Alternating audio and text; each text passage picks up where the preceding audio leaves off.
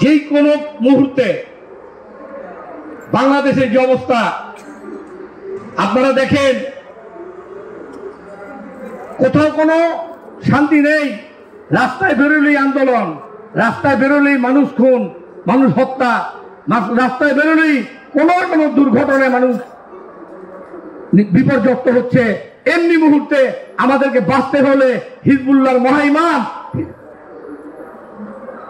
মহাইমাম পিরজাদা আমির ফয়সাল মুজাদ্দেদি সাহেবের পার্টির পতাকা তলে আসতে হবে। কারণ জাকের পার্টি আমরা যারা করি, আমরা নিঃসন্দেহে বলতে পারি আমরা ভাগ্যবান। কারণ এই পৃথিবীতে কোনো আল্লাহর ওলি কোনো দল প্রতিষ্ঠিত করে নাই, একমাত্র বিশ্বলিখা জগৎগুরু ছাড়া। কারণ আমরা একটা অলির প্রতিষ্ঠিত দলের সদস্য, ঠিক না?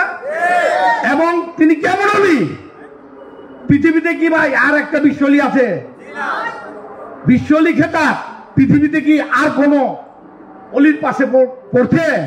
সেই বিশ্বলির প্রতিষ্ঠিত জাকের পার্টি, যেটা আমরা করলে দুনিয়া এবং আখিরাতে আমরা অবশ্যই শান্তিতে থাকতে পারবো।